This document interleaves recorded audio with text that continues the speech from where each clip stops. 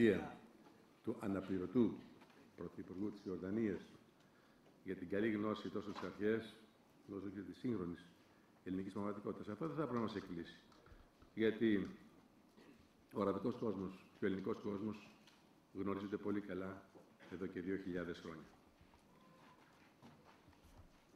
Θα ήθελα επίσης να πω ότι είναι χαρά μου που είμαι κοντά σας σήμερα, εκπροσωπώντας μαζί με τον καλό μου φίλο, τον Επίτροπο κ. Στυλιανίδη, την Ευρωπαϊκή Επιτροπή, κάτι που σφραγίζει τη μία από τις δύο διαστάσεις αυτού του τόσο σημαντικού φόρουμ, και να σας μεταφέρω τον θερμό και γκάρδιο χαιρετισμό του Προέδρου της Ευρωπαϊκής Επιτροπής, του κ. Juncker. Let me also start by expressing my warmest thanks to the organizing committee of this really excellent initiative. Chairman, my good friend, Mr. Tufik Houri, Mr. Faisal Abu Zaki, and the chairman of the Delphi Economic Forum, Mr. Simeon Tsomokos. Ladies and gentlemen, the current developments around the world underline the importance, the usefulness, and I would say the necessity of a large-scale EU-Arab dialogue. The formation of the establishment of a cultural, economic, as well as a political alliance speaks for itself. This is why this event could not be more timely. And given its importance, given its significance, it should become a regular and frequent occurrence. Europe has a connection with Arab countries that goes far back in history. But beyond and above our historical connection, it has become evidence that we are facing the same challenges that transcend borders and cannot possibly be addressed by nation states alone, let alone by traditional alliances between states. Today, I wish to elaborate a bit more on some of those challenges on which I work on a daily basis as European Commissioner, not for trade, for migration, home affairs and citizenship. To be frank with you, I would never imagine at the beginning, when I was designated Commissioner for migration and security and home affairs, that in only a period of 2 months, this portfolio would be maybe the most important in Europe. I have not regretted it, to be frank with you. Dear friends, I recognize among the participants today outstanding personalities from both the business and the political fields. This amalgam is a major guarantee for a successful outcome. The more we work together, the more we bring the Arab world closer to Europe, and vice versa. We need to explore new ways of cooperation in the face of multifaceted challenges we are all confronted with. Stronger partnerships are the building blocks of an efficient policy. The EU-Arab Forum heralds the beginning of a platform for our regular dialogue. The spectrum of this dialogue extends from economic opportunities to substantial political cooperation, which aims at serving our common goal for stability and peace. From my previous positions as Minister of Foreign Affairs and Defense of Greece, for instance, many of you know, I was more than happy to see colleagues from that time today, that I had been constantly advocating for a better, deeper, and sustainable understanding and cooperation. Now, in my present function of the European Commission, I feel this stronger than ever. Dealing on a daily basis with the crisis of migration and security, as they result from the global developments, I see clearly the need for this understanding and cooperation at all levels. In the European Union, we have elaborated comprehensive policies, both for migration and for security, namely through 2 comprehensive European agendas presented more than a year ago that are currently being implemented. Migration, as you all know, is an extremely complex and challenging phenomenon, both for the European Union and for the Arab countries. I am fully aware of the extremely heavy migratory pressure and the dramatic number of refugees that some Arab countries are receiving, mainly due to the conflicts in Syria and part of Iraq. Migration, and in a wider sense, human mobility, is already one of the trends shaping the 21st century. We live in the era of human mobility. Migrants are present in a great number of countries. In 2015, their number surpassed 244 million. And as you all know, people move for various reasons. The combination of many factors, and in particular the political instability, means that more people are likely to become critically vulnerable. Nowadays, we are witnessing the highest number of forcibly displaced people since the Second World War. 65.3 million people were displaced from their homes by conflict and persecution only in the year 2015. Measured against the world's population of 7.4 billion people, 1 in every 113 people globally is now either an asylum seeker, internally displaced, or a refugee. While some of these people have fled war, others were born in displacement and know no other life than the one of being a refugee. This is a global crisis. We have to provide answers, from trying, which should be our priority, to save lives and offer protection, to fighting smugglers and traffickers, and addressing root causes of irregular migration. This is an extraordinary task. It is not just business as usual. Ladies and gentlemen, the European Union is facing up to this massive challenge and playing its role in these difficult times together with its partners, third countries. The European Union is providing important assistance to its neighboring countries affected by the Syrian crisis, especially as regards humanitarian assistance. Responsibility sharing has to be translated into action by offering resettlement to those in need. The EU member states have already committed to resettle thousands of refugees. I count on our member states to deliver on these commitments, but I also count on our closer cooperation and understanding to share this responsibility.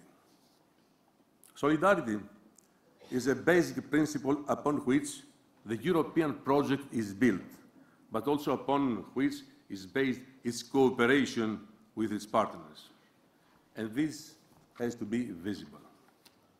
We should, however, also use this political momentum to strive for turning migration towards opportunities for development. In the agenda on migration, adopted, as I mentioned already, in May 2015, the European Union Commission indicated the essential pillars for managing migration better. We do recognize the crucial importance of reducing the incentives for irregular migration and fighting criminal networks of ruthless smugglers. However, we also recognize the need for a new policy on legal migration. At the same time, the European Union has instruments for legal migration, but it's long-term stay, seasonal stay, or, of course, short-term visits for business or tourism. One should not forget that opening legal ways for migrants is an indispensable element for stemming irregular migration. It's good to note that according to studies we have in the Commission, in 10 years from now, Europe will be in need of 10 million migrants. Of course, what I said goes beyond resettling those in need of protection. That being said, please be confident that Europe is not closing its borders to migrants. It never has, and it never will. Quite the opposite. Every year, more than 2 million people are given residence permits for work, studies, family, or other reasons. Nearly 15 million receive short-term visas. With 1 million non-EU students present, the European Union is one of the world's most attractive destinations. At the same time as managing the crisis of migration, we are also forced to respond quickly and effectively to a crisis of security. Waves of terrorist attacks over the past year and a half have shaken our societies to their foundations. Before our minds wander off into easy syllogisms, I want to be absolutely explicit that there should be a clear distinction between people in the need of international protection or of a better life and, of course, terrorists. People seeking protection are running away from the same terrorists we are trying to protect ourselves from. So we are all on the same side. In this spirit, our EU policy puts the fight against racism and xenophobia at the epicenter of our efforts. Because xenophobia is one of the root causes of the rise of populism and nationalism, one of the viruses that are destroying our societies and undermine our democracies. Not only the European societies. I want to be clear. Islam cannot be and should never be identified with terrorism. We should remember that the very first victims are Muslims themselves. We are very active on this front and have already allocated approximately 4.5 million euros in 2016 to projects on improving intercultural and interreligious dialogue between communities. We are all, as I said, in the same side. And we want to unite our forces to combat this phenomenon. That said, we should also unite our forces to defeat terrorists themselves. Dear friends, the prevention of radicalization is one critical as part of this response. But our action and our cooperation should be broader, targeting not the symptoms of the problem, but the root causes themselves, and also preventing possible threats. This is why in Europe we are working on building a genuine and effective security union. Our central priority in this security union is to enhance our information exchange among member states, but also with key partners. I have been traveling from the one top of Northern Africa to the other in order to proceed to a deeper cooperation in this field with our friends, the Arab countries. And this cooperation, exchange of intelligence, information, is our strongest weapon against terrorists. We are also undertaking measures to jointly strengthen our external borders and to modernize our border management. Because yes, Europe was taken by surprise, and the mechanisms on the ground were not very efficient in the beginning. But now we have made progress in this field. As I said before, Europe is not closing its borders. On the contrary, we are trying to ensure the highest levels of security with the simultaneous facilitation of the bona fide travelers. Once all these systems are in place, this will also give us the possibility to expand our visa policy as well, based on criteria of mutual economic benefits and cultural exchanges. Dear friends, the Arab world and the Arab culture have contributed to the shaping of the world of our days, and we in Europe, we must recognize it. And we have not only to recognize it, but also to open more opportunities for coming closer to each other. But yes, there are still pending issues, and I would like once again to reiterate the very clear and firm position of Europe on the Palestine issue. There is no doubt that peaceful coexistence in mutually recognized borders is a precondition in order to give to one of the last divided neighborhoods in the world a chance for the future, which will be a chance for the world. The European Union's objective is to reach a solution to the conflict on the basis of two states, Israel and Palestine, living side by side in peace, mutual trust, and security. We cannot accept the continuation of the spiral of violence. If we want to seriously address the tensions, the most important thing is to urgently relaunch a meaningful political process. Given the important roles of Jordan, Egypt, and the Arab League as key regional players, Europe will continue working closely with them.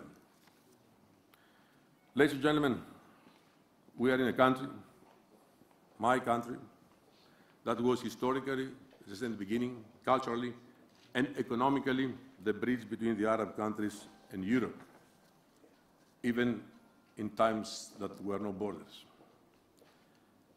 I'm here, and this is a personal confession among you, as an admirer of the great Arab culture, ready to transmit a very strong signal of the creation and adoption of common policies in order to address the challenges I mentioned before.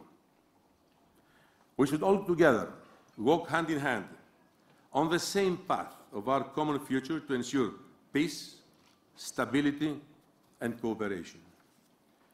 It should be based on stronger and sincere relations and ensure tangible results for our citizens and our nations.